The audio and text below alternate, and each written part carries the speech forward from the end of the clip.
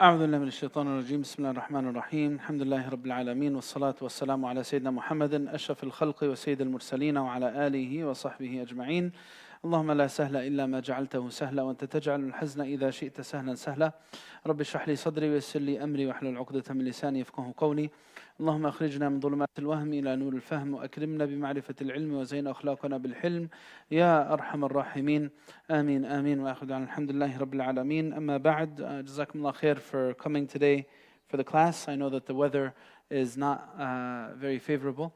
It's a very tough weather outside and a lot of traffic on many different routes. And I know that people are getting ready for vacation. So Jazakallah khair for your commitment. May Allah subhanahu wa ta'ala accept it from us. And inshallah, whoever wasn't able to come, they can watch the recording later on, bi'idhnillah. We're going to be starting tonight one of the very important chapters in Fiqh al-Salah, and that's the chapter on Salat al-Jama'ah, congregational prayers. We're not going to finish it tonight because there are many different aspects to this chapter, and there's a lot of different scenarios that come up. One of the sections in this chapter speaks to the virtue of Jama'ah and the history of Jama'ah. When did it first start? When did the Prophet ﷺ start doing Salat al-Jama'ah? And how special, what are the benefits of it? What are the blessings of Salat al-Jama'ah? Another section in this chapter is about shurut Salat al-Jama'ah. What are the conditions that need to be met in any Jama'ah that's done? And what are the excuses for not participating and partaking in Jama'ah? In which situations is a person excused from Salat al-Jama'ah? This would apply to Jama'ah and Jumu'ah when we go over these excuses, inshallah. What are the characteristics of someone who leads Salat al-Jama'ah? What are the sunan of Salat al-Jama'ah? All of these are things that are in this section, and inshallah I pray that Allah subhanahu wa ta'ala enables us to comprehensively explain it bi'idhnillah. So it starts off with the fadl of Jama'ah. Now, Jama'ah refers to a group, that's what it means. Ta'ifa, another word for it. فَلْتَقُمْ طَائِفَةٌ مِّنْهُمْ مَعَكَ. That's what the Quranic wording is. فَلْتَقُمْ طَائِفَةٌ مِّنْهُمْ مَعَكَ. This is referring to Jama'at al-Salah, speaking to a specific type of prayer that the Prophet ﷺ led, and that was the fear prayer in certain circumstances in battle. And in terms of the virtue of Salat al-Jama'ah, there are so many hadiths about it. One of these hadith is Inna Salat al-Jama'ati ta'dilu 25 min Salat al-Fadh. And there's different wordings of this hadith, but basically what the hadith is saying is that the praying in congregation is 25 times better than praying alone. All right? And there's another narration of the hadith that says 27 times. So we see from this that, in Jama'ah we find other hadiths. The Prophet ﷺ says, for example, about going to Fajr and Isha in Jama'ah in the masjid, that every step you take towards the masjid, Allah subhanahu wa ta'ala removes a khati'ah, an act of wrongdoing. He elevates you one level, and then Allah subhanahu wa ta'ala will give you, it will be a source of light on the Day of Judgment. The hadith says, بَشِّرِ الْمَشَّاءُونَ فِي الظُّلَمِ بِالنُّورِ التَّامِّ يَوْمَ الْقِيَامَةِ. Give glad tidings to those who walk in darkness with full light on the Day of Judgment. We pray that Allah gives us that. Now, another thing that, even with going to the masjid, everything that you come across will be a witness for you on the Day of Judgment, that you are going out fi sabilillah, fi talabi ta'atillah, seeking the worship and devotion to Allah subhanahu wa ta'ala. That's another blessing of going out seeking the Jama'ah congregational prayers. And among these fawaid that they say is that it makes your prayers closer to being answered. And that's because the Jama'ah, the congregation, its dua is stronger than the dua of the individual all alone. Besides this, it's a safeguard for the prayers, because we know that if there was to be some deficiency in the prayer, then the Jama'ah would alleviate this deficiency, as opposed to just praying by yourself. It's also a source of forgiveness of the sins. During the time of the Prophet ﷺ, it was actually a sign of Iman versus Nifaq. The Prophet ﷺ spoke very severely of those who missed Jama'ah prayers in the masjid. And the companions knew that it was a clear sign of hypocrisy during the time of the Prophet ﷺ. May Allah protect us from that and forgive us our many wrongdoings. Allahumma ameen. Now, this Salat al-Jama'ah also teaches us that not all prayers are the same. There are things that make certain prayers better than others, right? So they say that there's different categories. There's one category of Salat al-Jama'ah in the masjid. That's the best, right? And then the second best would be Salat al-Jama'ah outside of the masjid. And then the third best would be praying individually in the masjid. And then the fourth best would be praying individually outside. So even praying individually in the masjid is not like praying individually outside the masjid. The jama'ah of your house is not like the jama'ah of the masjid. No, of course not. Someone might say, well, okay, we're a group of 10, we're in a house, why don't we just pray in the masjid, in our homes, and that's it? Is there any difference between praying a jama'ah outside the masjid and inside it? Of course there is. Of course there's the jama'ah of the masjid is better. And not all masjids are the same, actually. They study this. They speak to this. What does this mean? The bigger the jama'ah, the greater the reward. The bigger the jama'ah, this is a general principle. It's not categorical, but if you have a chance to go to a masjid that has a bigger jama'ah, it's better than going to a masjid that has a smaller jama'ah. The further the distance, the greater the reward too. This is a factor that takes place. So there was a group of companions who lived on the outskirts of Medina, and they were consistent in coming to the masjid. And because they were so attached to the masjid, and of course this hadith needs to be understood. Because they were so attached to the masjid, they wanted to live next to the masjid. So they were considering it. But then they were told not to do this. Why? Because the amount of reward that they were getting from walking from their far distance to the masjid would supersede any reward they would get by just being right next to the masjid. Now, of course, being next to the masjid, is it a good idea? Of course it's a good idea. But why then this hadith? This hadith is speaking to a group of companions who are already fully committed to regularly coming to the masjid for all times of prayers. Now, of course, if one is capable of maintaining this commitment with this level of difficulty, it would be superior. However, we have nufus. If you live 20, 30 minutes away from the masjid, it's going to be very difficult to convince your nafs to take an hour of driving, half an hour to, half an hour from. It's going to be difficult, as opposed to living a few minutes away from the masjid. So this is how we need to balance this. This hadith is speaking about a people who are already committed to coming. And they were going to come whether they lived 1 mile away or 20 miles away. They were going to come, regardless of the journey and the deficit. But we tell people in general, don't decide to live in a remote area that's far away from masajid, because it's going to become very difficult upon your nafs to decide to go to the masjid. So this is how we balance. So the further the distance, the greater the reward. The bigger the jama'ah, the greater the reward. All right. The more, now of course this is something that we could only have assumptions of. We can't say for certain. But the more knowledgeable / pious the imam, also the greater the reward in following that imam. Now, of course, you don't know anyone's piety. You might be able to know their knowledge, but you won't know their piety. Allah knows the piety of people. So, but this is based on your best discretion and assessment.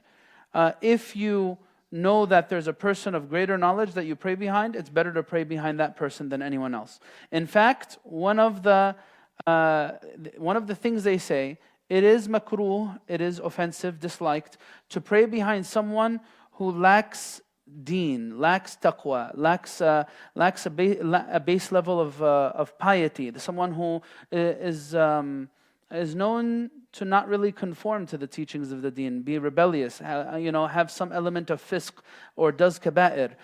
You might find yourself in these types of situations when in gatherings, and someone's put forward to imamah because of their age or because of some other factor, and they might not necessarily be the most fit to lead. So it's makruh to pray behind someone who is known for innovation, bid'ah, or kaba'ir, or major sins, or something of the sort. The prayer's valid, but they say that this is one of the things that affects the value of the jama'ah. Now, these are general markers. The there are exceptions that they mention to this. Now they say, الجماعة الكثيرة أفضل من الجماعة القليلة إلا في مسائل. What are the situations where a smaller congregation would be better?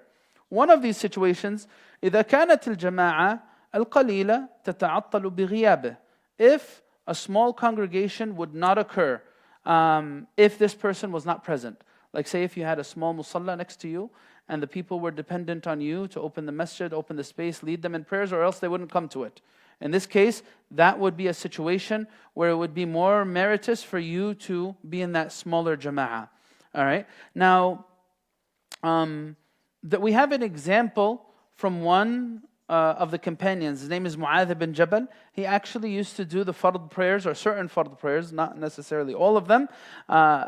He used to do them twice. He would do them once with the Prophet ﷺ to get the reward of praying behind the Prophet ﷺ, and then he would go back to his neighborhood in Medina and he would lead the people in the neighborhood in a second jama'ah. And in fact, in one of these situations is the known hadith where he took very long. And the people in his neighborhood were people of, they were laborers, they were hard workers. They would get exhausted in work. So he took really long in one of these prayers, and one of them got so upset and so bothered that they left the prayer. So, and they went and complained to the Prophet ﷺ. So the man came, told the Prophet ﷺ that Mu'adh takes too long in salah, and we are people who are laborers. We come to the masjid, we come to pray, and we're extremely exhausted, and we have work the next day. So the Prophet ﷺ spoke very severely to Sayyidina Mu'adh, and he said, أَفَتَّانٌ أَنْتَ يَا مُعَاذ? Are you a person of fitna, O Mu'adh? Now, of course, there's a lot to say about this hadith, because the Prophet ﷺ himself would lead prayers and prolong them sometimes very much. But that's not our discussion right now.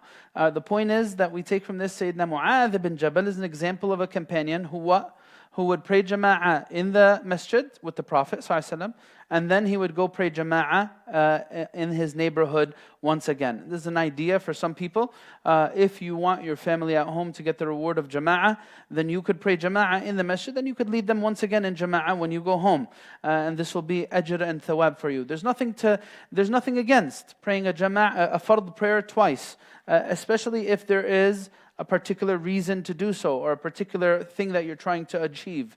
Like you'd pray jama'ah, you'd pray fard once individually, and then you see an opportunity to pray jama'ah, pray it again, no problem. You pray fard once in jama'ah, and then you see another opportunity to give someone else the reward of jama'ah, go ahead, pray it again. The Prophet ﷺ did this as a practice in general. There was a companion who one time entered the masjid late. He missed the jama'ah. He said to the companions, who of you will stand and give charity to your brother? Let him get the reward of jama'ah. You could pray fard twice. There's nothing against that whatsoever. So anyway, when is a smaller jama'ah? When do we follow an exception? Generally, bigger jama'ah, better reward. All right? We mentioned one exception. The second exception is إذا كان إمام الجماعة الكثيرة فاسقا. If the imam of the big jama'ah and congregation is known to be someone of lowliness, low piety, someone who has very big question marks around him. Now, of course, be very careful with this, but if it's something clear, then it's clear. If it's not, avoid it. Be careful not to accuse anyone of something. And the third thing is إذا كان إمام الجماعة الكثيرة. Okay, we mentioned صاحب بدعة لا يكفر بها. All right. The fourth one is إذا كان إمام الجماعة الكثيرة. All right. Also, this is something that إذا كان إمام الجماعة الكثيرة سريع القراءة والمأموم بطيئا. For example, the imam who leads in the bigger congregation doesn't do a good job in leading. He reads really fast, or he's a speedy imam, and you cannot finish your prayers or have khushu' in your prayers. We're going to weigh between, all right, bigger jama'ah, less khushu'. What are we going to say? No, more khushu' is better. More khushu' is better. So if the imam of the bigger congregation, you could hardly finish half of Fatiha and he's already down to sujood, then khalas, don't go. It's not a joke. There's examples of this.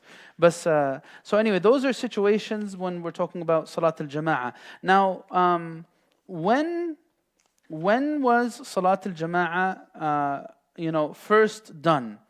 the hadith says, look, or they say historically, مكث رسول الله صلى الله عليه وسلم بمكة 13 سنة يصلي بغير جماعة ويصلي منفردا كما يصلي المسلمون منفردين. Now, for the most part, not categorically, but predominantly, in the Meccan period, there was no jama'ah. Because what? They weren't capable. If they were to pray in jama'ah, it would bring attention to them and they would be persecuted. Now, there were certain scenarios and situations that the Prophet ﷺ led the companions in some type of prayer, or a small group. He would lead them in Shi'ab Mecca, in the outskirts of Mecca.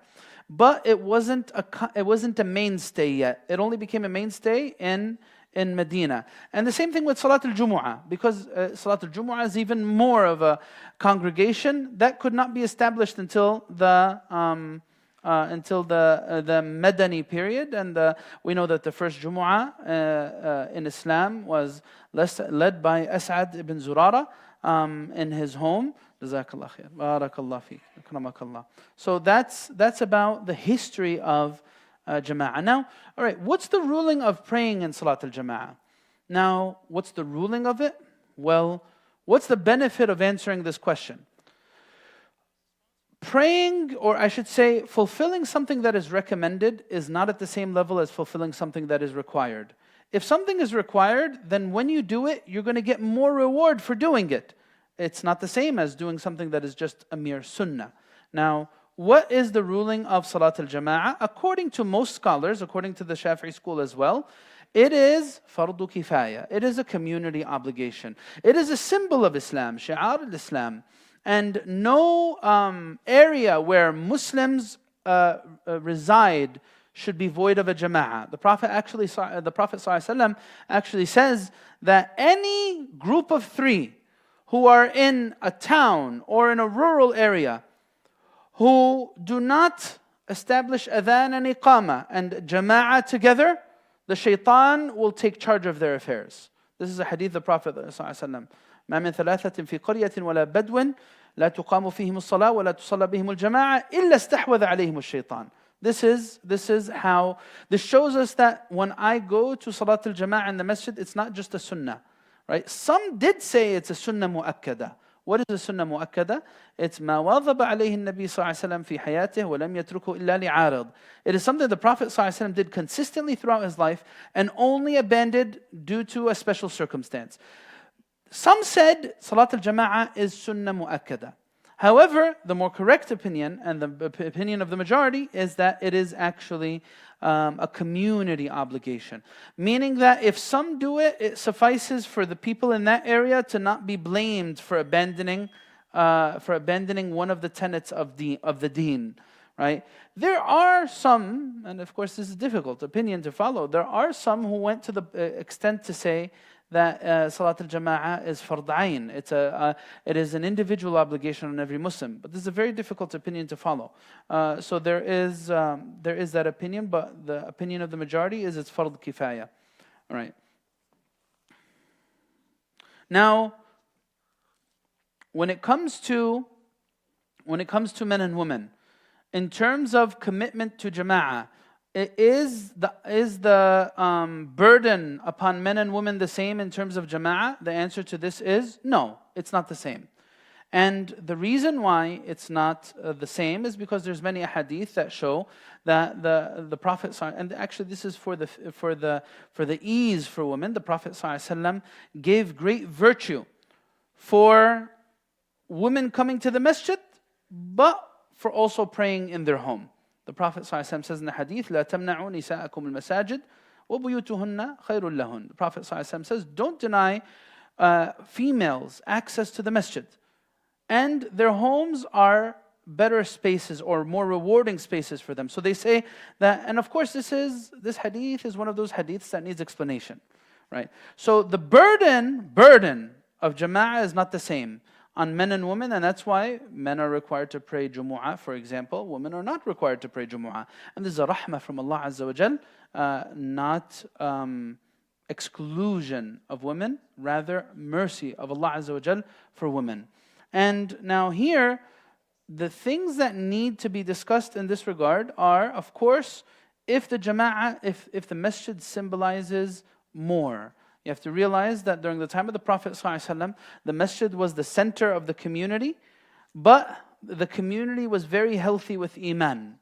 So if it becomes that the masjid becomes the only lifeline to Islam, iman, connection with good people, then our perspective on the masjid and its role should also be realized in this context. Meaning that if the situation is that the only way to preserve your iman and your Islam would be by connecting to the masjid, then we would also urge everyone, male and female, to make some effort to connect with the masjid because of the critical role in that situation. Especially in those situations where outside of the masjid, the person would not find anything to remind them of Allah Azza wa Jal. So this is something to be considered. But in general, the obligation and burden of jama'ah is not the same on men and women. All right. The reason why we say that the jama'ah is better, there's this beautiful hadith, pay attention to it.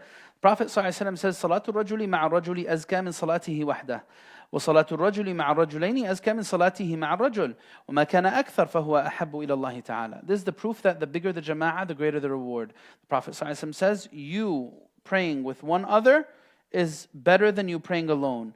And you praying with two is better than you praying with one other. And the greater the jama'ah, the more goodness, the more beloved it is to Allah subhanahu wa ta'ala. This hadith and the other hadiths, they're in the WhatsApp group. If you go to the course folder, there is this fiqh of salah packet. It's full of pages of different evidences, hadith and ayat on the various chapters. So you can find this in the WhatsApp group. You'll likely find this hadith and many others about the virtues of the different sections, inshallah. All right. So this is... all right.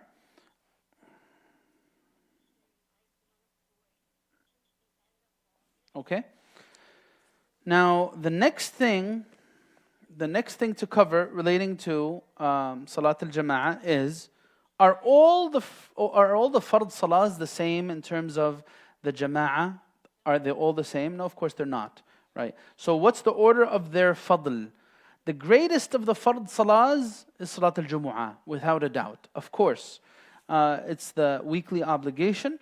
And the reason why is because this is the only obligatory jama'ah upon men bittifaq. Everyone says this, except if they're one of the exceptions to the rule. If they meet the criteria of it, Salat al-Jumu'ah is the only obligatory jama'ah upon men.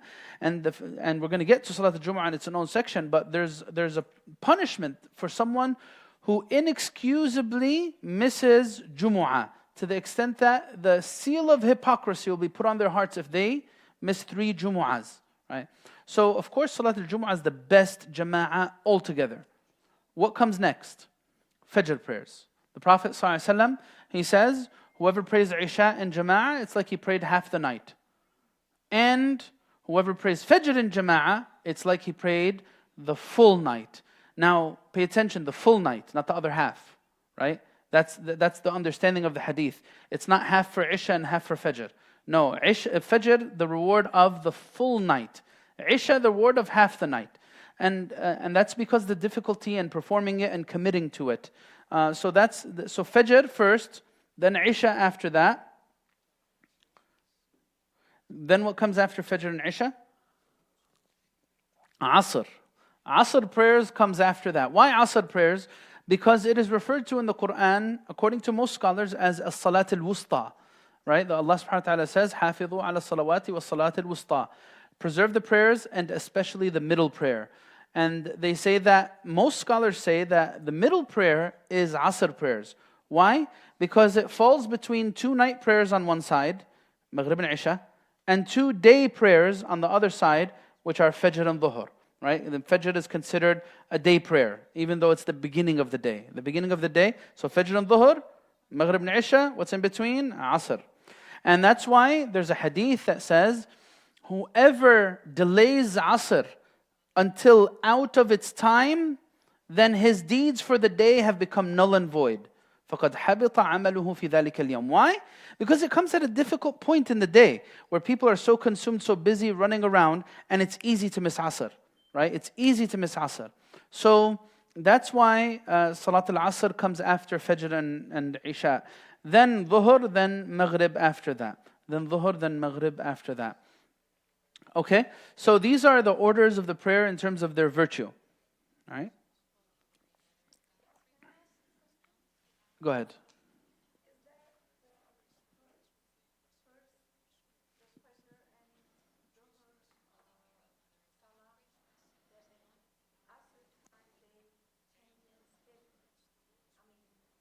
You're talking about the angels? Okay, so yeah, that's the virtue. The virtue of Fajr and Maghrib is that there's a shift change. Yes, the leading up to Maghrib. So that's why right before Maghrib we do adhkar all the way until Maghrib, because that's the special time, right? So the hadith says يَتَعَاقَبُونَ فِيكُم مَلَائِكَةٌ بِاللَّيْلِ وَمَلَائِكَةٌ بِالنَّهَارِ. There are angels that come in the day shift and in the night shift, and they meet at Fajr and at Maghrib.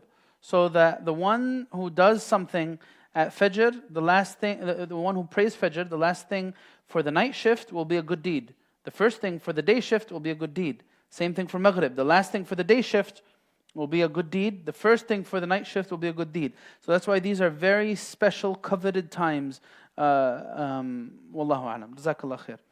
All right. So now the next thing is, all right. So there are, like we said, there's one jama'ah prayer that's fard ayn. That's Salat al-Jumu'ah, right? Then we have the 5 daily prayers that are fard kifaya, right? And then we have the recommended prayers that are recommended to be done in jama'ah. We went over them before. Remember the Eid prayers, the rain prayer, and also the eclipse prayers. These are the ones that are recommended to be done in jama'ah. So they come at so there are certain jama'ats that are manduba, mustahabba. So again, fard ayn, there's 1, fard kifaya, there's 5. And then the manduba ones, those are the ones that we studied before, the recommended prayers that are to be done in jama'ah. Okay. And the next thing, okay, here's an important subject. Here's an important subsection here.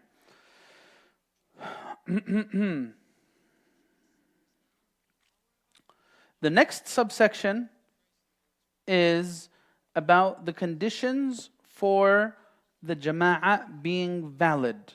The conditions for the jama'ah being valid. What are the conditions for the jama'ah being valid? The first one is, and pay attention to this carefully, لا يعلم المأموم بطلان صلاة إمامه بحدث أو غيره. Right? So, the first condition is that the follower does not know for certain that his imam's prayer is invalid. The wording here is very, very careful and deliberate. Now, if I as a follower do not know that the imam did something to invalidate prayers, my prayer is good. What does this mean? All right. Say if the imam did not make wudu, he forgot. He thought he had made wudu, but he completely forgot. After he finished the prayers, he's finally reminded, right? Because the shaitan's blind has been lifted. So he's finally reminded. He said, oh, I forgot I used the bathroom. I thought I made wudu, but I remembered now I just didn't make wudu. He turns around and he says, sorry guys, you guys have got to pray again. What do we tell him? No, we don't have to pray again. There's nothing wrong with my prayers. You're the one who didn't have a valid prayer. And I, as a ma'mum and a follower, did not do anything wrong. I didn't do anything negligent, because I did not know that the imam's prayer is invalid. This is according to the Shafi'i school at least, maybe according to others as well. There are some out there who are not of this opinion, just so you know. I think it's either an opinion in the Hanbali school or the Hanbali school itself, that they say there's a difference. If he did not have wudu ibtida'an at all, or if he lost his wudu during the prayer. They make a distinction. We make no distinction. As long as I don't know that the imam did something to invalidate his prayers, I am completely fine. And this madhab makes you just relax. That's it, I'm good. Right? Yes.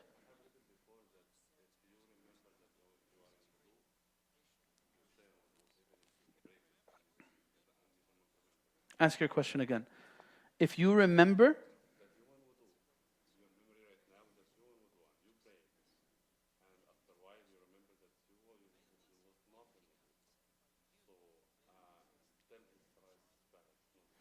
I don't know what opinion that's according to. Because what we follow is لا عبرة بالظن البين خطأ. If I thought I had wudu, but then with full yaqeen I remembered, no, I actually didn't have wudu. Now we're going to say العبرة بما في نفس الأمر لا بما في ظن المكلف. What are we going to give attention to in regard to? What is truly the case and what is truly the state of affairs? He assumed he was wrong. Now, of course, my assumption was wrong. How could my prayer be valid now that my assumption's proven wrong? That's if I'm certain I was wrong, right? So I don't know. Maybe it's another madhab, I don't know. But according to what I know, is if you're certain that you were wrong, you need to fix your mistake.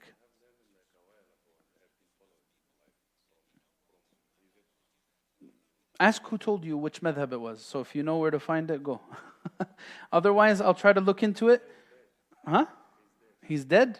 Allah yarhamu ya Rabb. All right. I'll try to look into it and I'll let you know if there's another madhab that says that. But as far as I know, al-ibra bima fi nafs al-amr. If you know that you were wrong. It's different that if I'm not sure, right? Now that's a different subject. Now, I think I lost my wudu, but I'm sure I had it, but I think I lost it. No, right? In this type of situation, if I know I had it, but I'm not sure I lost it, no, I still have it, right? So this is, but that's inshallah in the chapter of Tahara. We'll go over it. Well, this is different. So there's two scenarios. Either I know I made wudu for certain, and I have shak that I lost it. I doubt. هل انتقض وضوئي أم لا? If I am mutaraddid, then the asl is what? بقاء ما كان على ما كان. اليقين لا يزول بالشك. I'm going to maintain my wudu until I lose it for certain. But now, if I thought I had wudu, but now I'm certain I didn't, this is a different situation. فهمت علي? Two different situations. جزاك الله خير. So now here, that's the first condition. لا يعلم المأموم بطلان صلاة إمامه. Now the second one is ألا يعتقد المأموم وجوب قضاء الصلاة على الإمام. All right. So this is the second. So before this first condition, sometimes, here's another point. Sometimes you might be praying behind someone who has different opinions in salah. Right? You follow? So now the scholars, they say هل العبرة باعتقاد المأموم أم باعتقاد الإمام? So I believe that what the imam's doing in the prayer would invalidate it. But according to another madhab, it is allowed. So now what do I do? Right? So there's two opinions, both of them are strong. Technically, the mu'tamad in the madhab, in the Shafi'i school, is al-ibra bi'tiqad al-ma'mum. So according to my belief, if the imam does something that would invalidate prayers, then the prayer is going to be invalid. But the thing is, this is very difficult when you're not in an area that just follows one madhab. There's a lot of diversity and a lot of differing views. In the past, and of course, if you come to the Sunday class, the flyers over there, you could join us if you want. We're going to learn about this historically. In the past, the madhahib had geographic locations. Now, even to this modern day, like one of my teachers, he's from Yemen, from Tarim. He taught me fiqh Shafi'i. And I remember he told us one time, we remember the first time we ever saw someone who was a Maliki. Everyone, our parents, our children, our grandparents, generations before it, all of them following one madhab, Shafi'i school. That's their culture. If you go to Morocco or Mauritania, largely you'll find the same thing, largely. Of course, things might change in certain areas now for different reasons, but historically, they would not even see someone who had a different opinion. Everyone in that whole area would be following the same madhab. Not like our area, where in the same home, you find 5 different opinions, right? In the same home, you find 5 different opinions about matters relating to fiqh and Islam. So, following the second opinion is a lot easier. Now, what's an example of this? We said before that in the Shafi'i school, if the Imam makes a mistake in reciting Fatiha, he cannot lead. Because what? That means he's ummi. Someone الذي لا يحسن قراءة الفاتحة هو أمي لا يصح الاقتداء به أبدا. He cannot be an Imam ever. If someone, what does that mean he doesn't know how to read Fatiha? Meaning that he changes its letters, he changes its vowels, he adds, he subtracts, he doesn't know how to read it properly. So this person cannot lead. And if you pray behind him, your prayer is going to be invalid. This is the Shafi'i school. Now, there's other madhabs that are more lenient. They say as long as there is no alteration of meaning, then his imamah is fine, right? So, meaning that the prayer is valid. So, if I pray behind someone who breaks some of the letters, like common mistakes, like he'll say a dad into a dal, غير المغضوب عليهم, and then he'll say the da into a za, ولا الضالين, and he won't do the shadda مثلا, right? This, according to the Shafi'i school, would make the prayer invalid. Can't pray behind someone who does that. Now, if I follow this opinion, then I might find myself repeating a bunch of salawat, because I might find myself in the situation, especially now with people who are reading the Quran and they're from different backgrounds. So, what's the ruling? If we follow that al-ibra bi'tiqad al-imam, that as long as the imam, his madhab, or whatever he's following, says that if you don't change the meanings of al-Fatiha, then your salah is fine, then that's it, it's fine, it's okay. Even if I personally would say that that's going to invalidate the prayer. So my iqtida in this situation is going to be fine. Do you guys understand the difference? Do I follow the belief of the imam or the belief of the follower? Now this especially comes up also in Jumu'ah, because some scholars, they have conditions for Jumu'ah, and some khatibs who are not learned might not be precautious in fulfilling all of the conditions of Jumu'ah. So now, if I'm someone who's a student of knowledge and I learned the rulings about Jumu'ah and the Imam didn't do it properly, technically, according to the fiqh, I should have to pray what? Dhuhr afterwards. I would have to pray Dhuhr afterwards because I prayed a Jumu'ah that wasn't valid.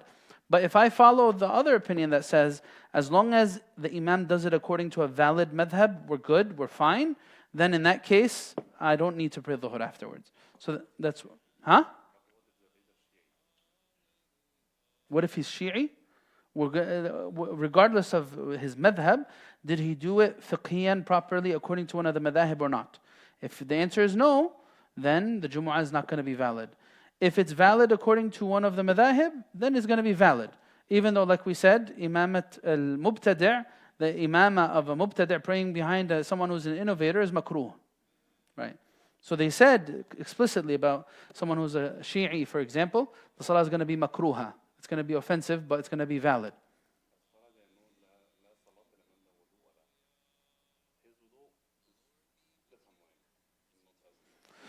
Well, we don't need to go into those details because, to be honest with you, I don't know the madhahib of the Shia. I don't know if they're on one madhab. You know, there's different types of Shia, many different types of Shia. I don't know what ahkam al-wudu is according to the Shia, right?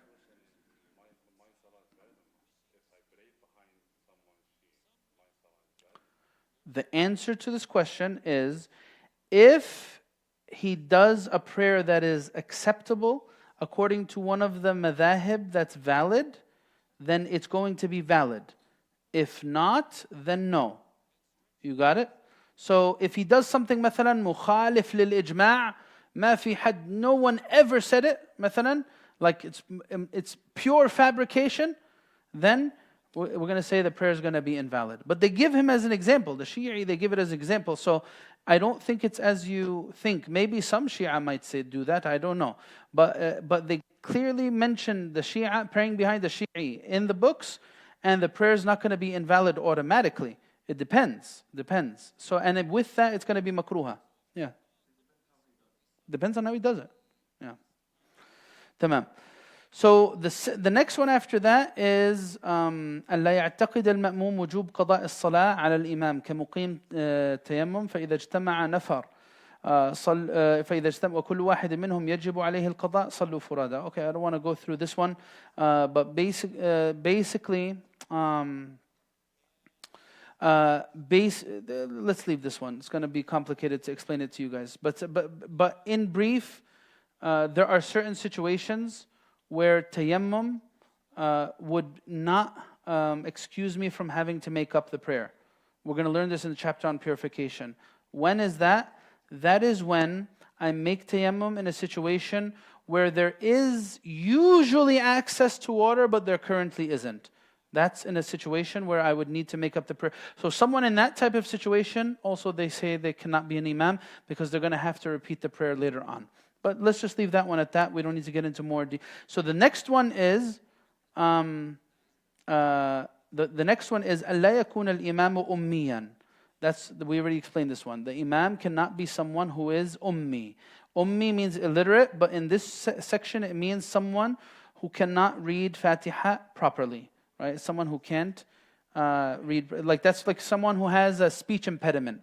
Example, like they say, instead of mustaqim, they'll say muttaqim. They have a speech impediment. Or instead of saying alhamdu, they say alhamdu. Lillahi rabbil ala, alhamdu. Right? Because of course that's going to change the meaning. Or someone who is, as they say, tamtam. Someone who cannot say the ta very good. He'll say an extra ta with a ta. Like instead of saying an'amta, it'll be an'amtat. An'amtat. Is someone who has that type of speech impediment where they can't recite properly. Who raised their hand? Go ahead.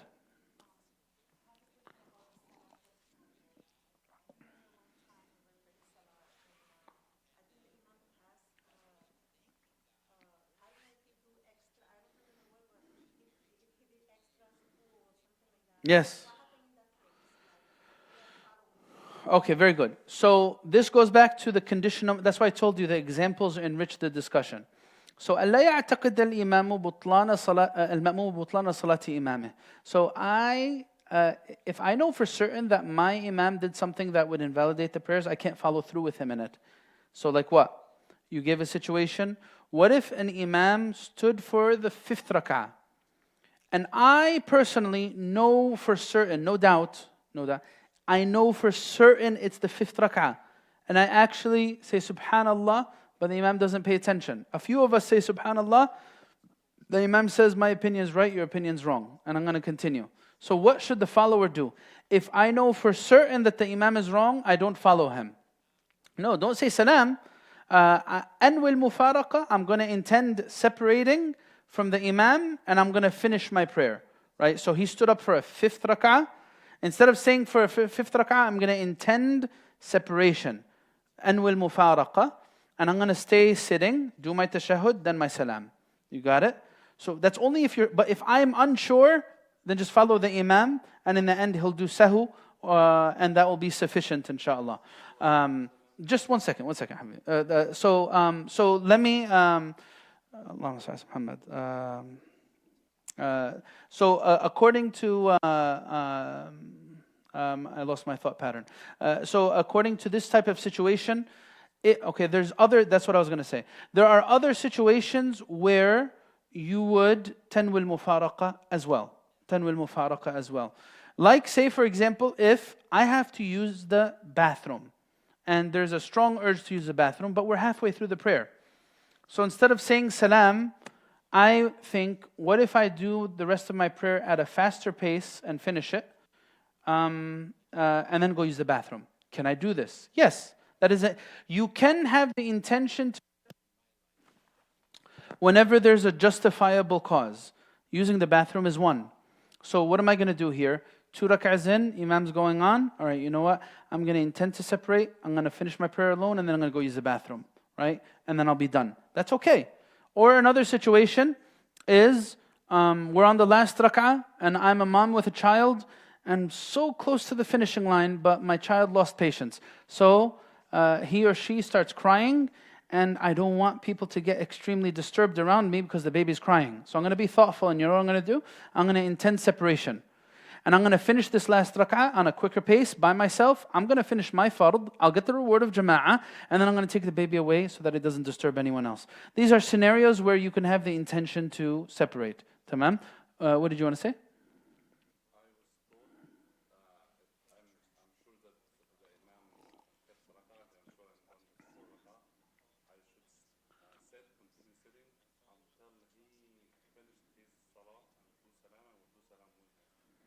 That's not necessary. You don't need to do that. You could intend separation and finish. Yeah. Jazakallah khair. Go ahead.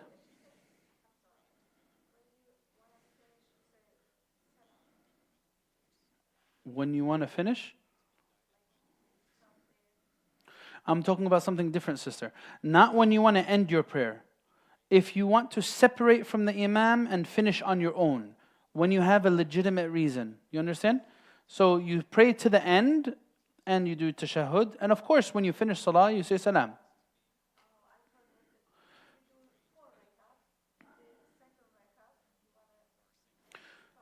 Oh, if you want to stop it, then that's a different reason. Like if you want to stop it because you have to go and you have to go right now, you don't even need to say salam. You just need to intend to exit prayers. That's it. You don't even need to say salam. Or even more, if you lose your wudu, then you don't even need to intend to leave your prayers. If you lose your wudu, actually, you've left prayers already. Many people have this misconception. I need to say salam. I lost my wudu already. My prayer's gone. Aslan. What's the salam for? Right? So Allah alam. Yes, go ahead.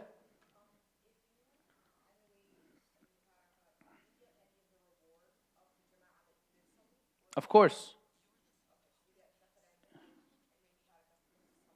Yes. Yes. Exactly. Yes. Yes.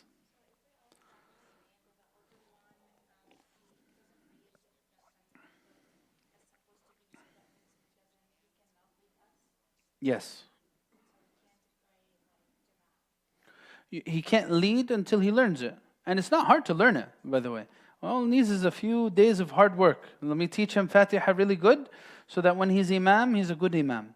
Right? Otherwise, until then, if you're talking about someone under bulugh, if he's younger than bulugh, then you can lead him in prayer as a woman. It's no problem, yani, because the prayer is not obligatory on him yet. Right? So it's fine. But if he's baligh and he's older, then in this case, no, teach him Fatiha. I hope he doesn't reach bulugh and he doesn't know how to read Fatiha. Yani he needs to, by the time he reaches bulugh, he needs to know how to read Fatiha very well. Tamam? Otherwise, he can't be the imam. Yes. Even like with new converts, this happens all the time. People who are new to Islam, the sister was born Muslim, the revert, he just accepted Islam. Now, can he lead her in salah? If he doesn't know Fatiha, he cannot lead her in salah. She shouldn't lead him either. No, they pray individually. Until he learns, then he can lead her in salah, inshallah. Okay?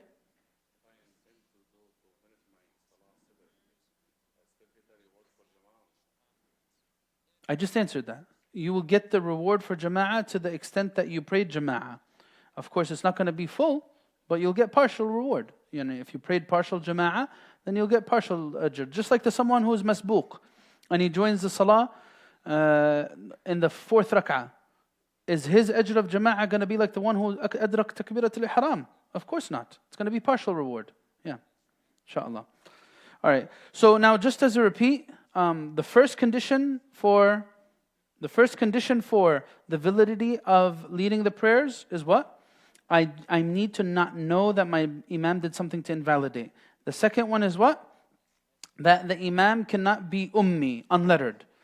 And then the third one is what? They say a male cannot be led by a female. A male cannot be led by a female in jama'ah. This is the third conditions for jama'ah to be valid. Yes. Now there are here a little bit more details. Let me open it up here as well.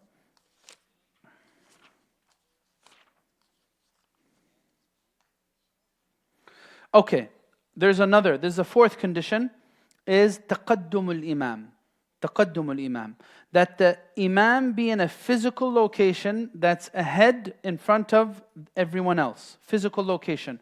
Now say if the imam is praying here, and we have people on the sides that are in front of him. Does this work? No, it does not work. Say if the imam's praying here, and we have people, a line that's going outside of the masjid, but to the front. Can this work? No. We have imam praying here, but we have people praying in the side rooms over there. Can this work? No. You cannot be ahead of the imam in position. Now here, إِنَّمَا جُعِلَ الْإِمَامِ. Why? Because the hadith of the Prophet ﷺ is إنما جعل إنما جعل الإمام, the hadith is إنما جعل الإمام ليؤتم به. And what does that mean? So the imam was made to be followed. And one of the conditions of following is ittiba', is that the individual is actually following the motions of. So if I'm in front of him, then this goes against this idea of ittiba'. Now here, if you are ahead of the imam, it will be invalid. Now, وَلَا تَضُرُّ مُسَاوَاةُ الْإِمَامِ لَكِنَّهَا مَكْرُوهَةٌ. Now, if I'm praying with one person, we're going to pray next to each other exactly. The prayer is going to be valid.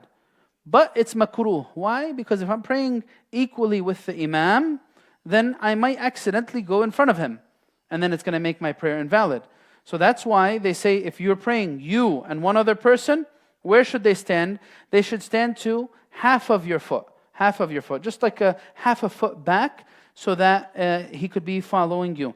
والاعتبار في التقدم والتأخر للقائم بالعقب وهو مؤخر القدم لا بالكعب.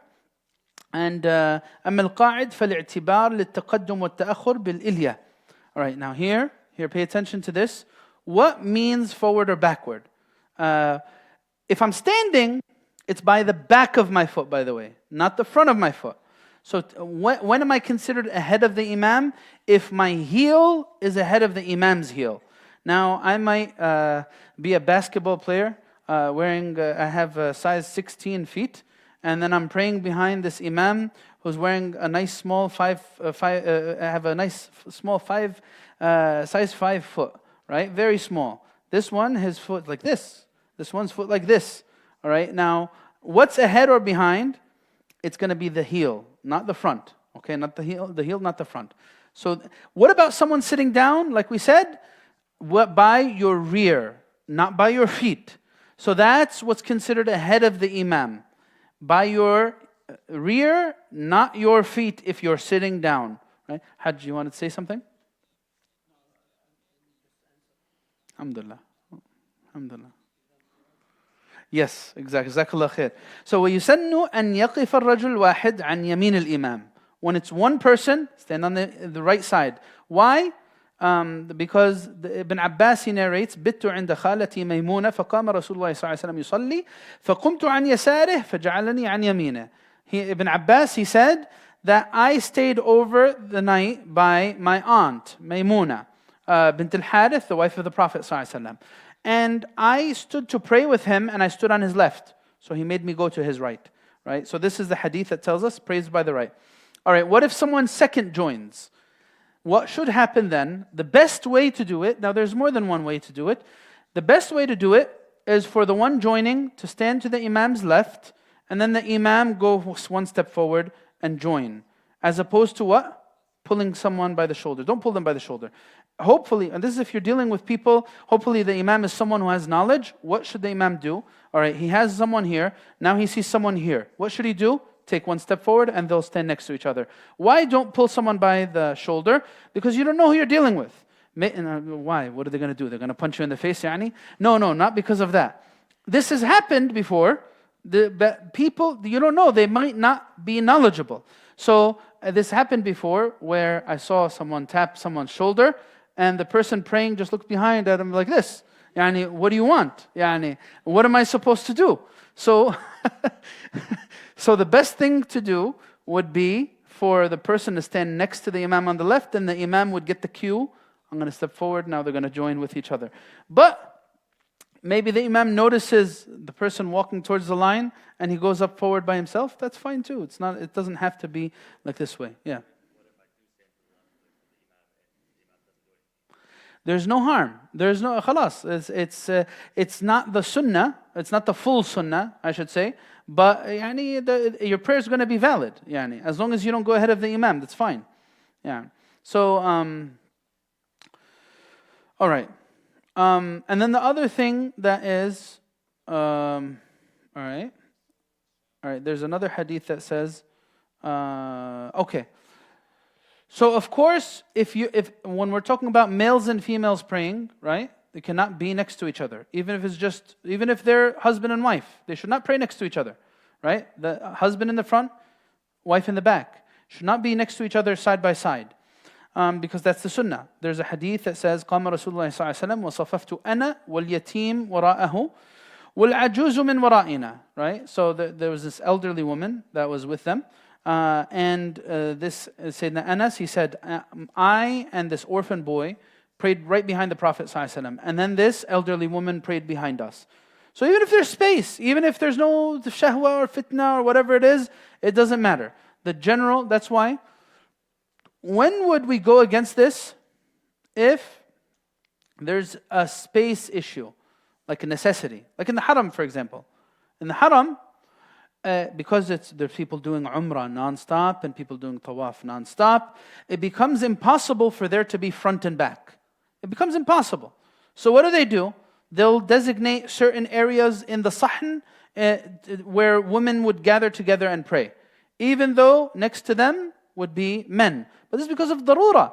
Now, like say if we want to be like a modern masjid, mathalan, so instead of praying front and back and we want to be politically correct and we want to be progressive, so we're going to say, all right, this is the brother side and this is the sister side. And no divider, ahsan, right? No divider, ahsan, right? So let's be a progressive masjid, right and left. Can we do this? If there's no darura, no, this should not be done. Because the sha'air and the teachings of the deen, especially when it comes to worship, it's all by ta'abbud. The Prophet ﷺ did it this way, we follow him, right? So, now, that goes with this and with other stuff. The Prophet ﷺ, we never have in the history of our tradition, like a female giving khutbah al-Jumu'ah, leading men, for example. We never have this. Now, can we come after 1400 years finally get it right and let sisters give khutbah to brothers? No, ibadah is with ta'abbud, right? The Prophet ﷺ said it, I follow him. And this is not to give fadl or virtue.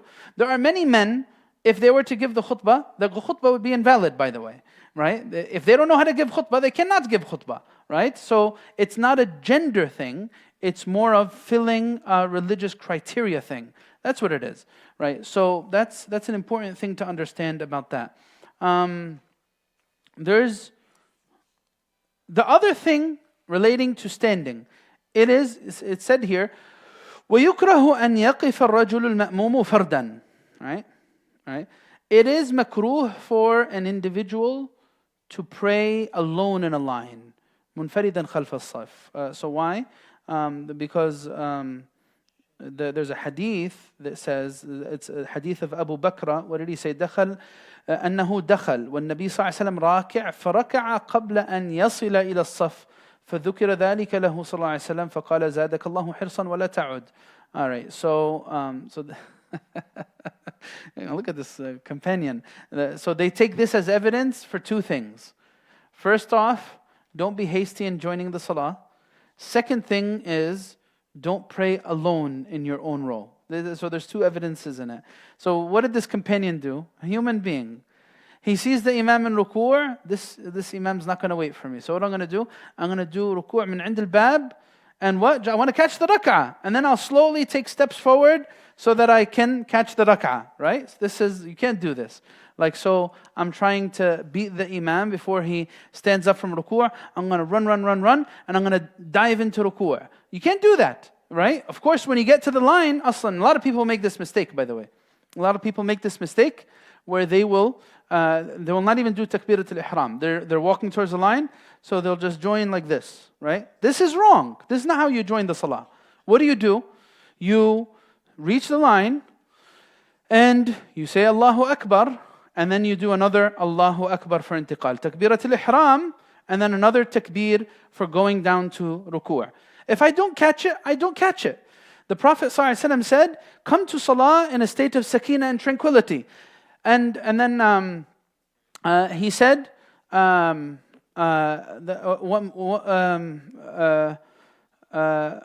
he said, whatever you catch from it, you catch from it. وَمَا فَاتَكُمْ فَأَتِمُّ. Whatever you miss from it, continue after the Imam says salam. Right? So this is about praying alone. So what should I do? The first row is full. What should I do in the second row? Now, if you're able to catch this, it's a little complicated now again because there's not a fiqhi mindset in people. There's not enough knowledge by people. So what should happen? technically what should happen? What should happen if the first row is full completely? In this case, I either come before Salah starts or after it starts. If I come before it starts, then someone should voluntarily join me in the second row. If it comes after it starts, technically what they say is you should gesture to someone in the first row, but this is even worse than the previous scenario I told you. Gesture to someone in the first row to join you in a second row. And actually there's great reward and ajr for doing this, right? But now you can't do this, because if you were to tap someone on the shoulder in the middle of the row, they will be most likely, 9 out of 10 people will be very confused. Why did someone just tap me on the shoulder and I'm in the middle of the first row? They would not know the answer to this. But, so what should I do now? Hopefully join the prayer however you can, and hopefully someone will join you. But technically it is makruh, and it should be avoided as best as you can. Especially if you see some spaces in the sides. Try to fit.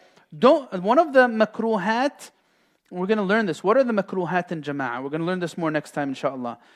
Pay attention, every makruh in jama'ah actually does away with the reward of jama'ah. So what are the things that are makruh in jama'ah? Starting a new row before the first one finishes. So if the people in the second row, if they don't finish the first row, they're actually missing out on ajr of jama'ah. Because why? They did something makruh. They didn't fill atimu saf al-awwal fal-awwal. Right? So, subhanAllah, this is part of fiqh salat al-jama'ah.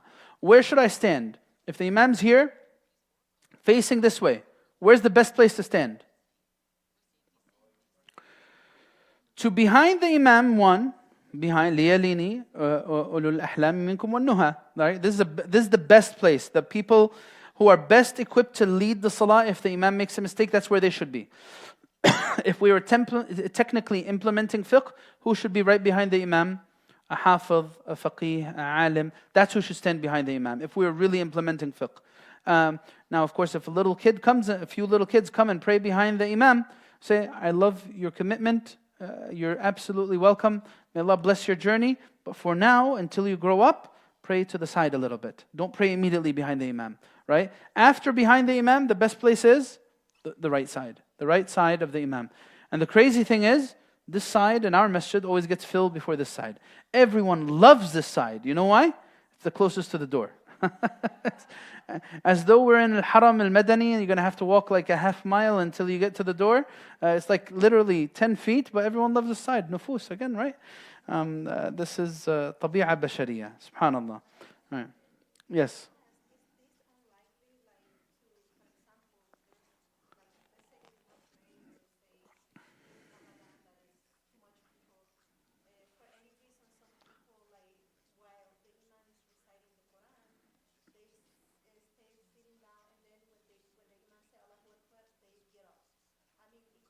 During Jumu'ah, you said? Sorry, during Jumu'ah?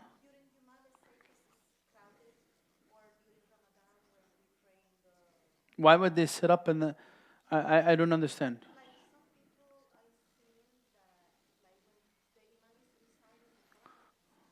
During Salah?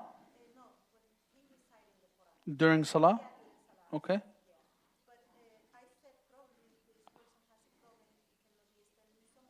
Yes. Yes. That's so. So yeah, just so everyone understands. The question is, if the imam is reciting in Jumu'ah or Taraweeh or some other prayer, the sister notices that some people, they stand in the beginning and then they sit down, and then when the imam goes down to ruku', they stand back up to go to ruku'. This is most likely because they have a medical situation. If they have a medical situation, they can do that. If they don't have a medical situation, they can't do that, unless it's in a nafil prayer. Like if it's a recommended. So for example, Taraweeh, imam takes super long, and I can't take it. I'm healthy, but my feet start hurting. I want to sit down.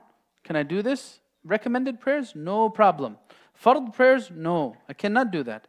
Unless I have a medical excuse. In this case, I can sit down. And then when he goes to ruku', if I could do ruku', I need to stand up so I could do ruku'. Got it? Go ahead.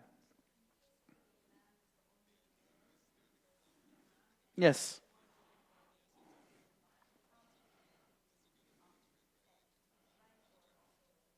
No, behind him, just distanced a little bit. Not like how men would stand like 3 feet apart, like that they would prostrate by his feet. No, a little bit further back. Yes. No, the women should do their rows just like the men do them. That's how, in the norm, unless a situation like obligates that. So like say if so we have space constraints, so instead of putting the sisters over there, the sisters are to the side. Normally, inshallah, one day when we do an expansion for this masjid, normally the sisters should pray behind the men. So their rows should also start from the center, but from the back going forward, and the men should start from the front going back. You got it? So that's the normal situation. Still in the middle, but if there are rows, then the first rows for the females should be in the back, then going forward. Why? Prophet ﷺ said so. That's exactly in the hadith of the Prophet ﷺ. Yeah. Yeah, starting back and then going forward, filling. So the late rows would be in the front. Yes.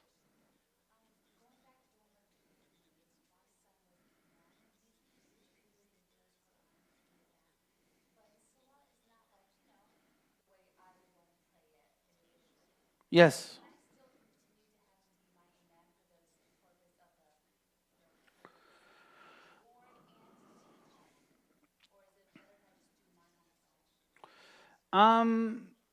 If you, look, if it's to the point where you're not sure his prayer is valid, then we have a problem.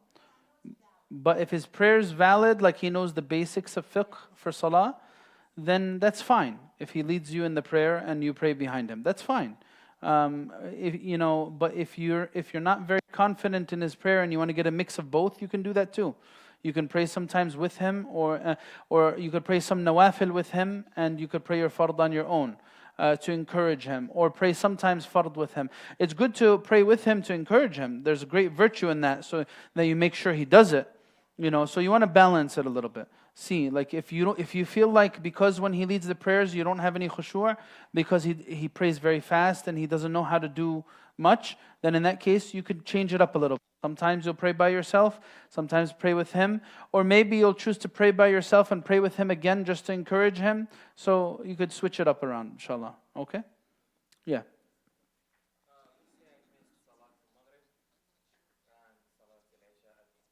Yeah.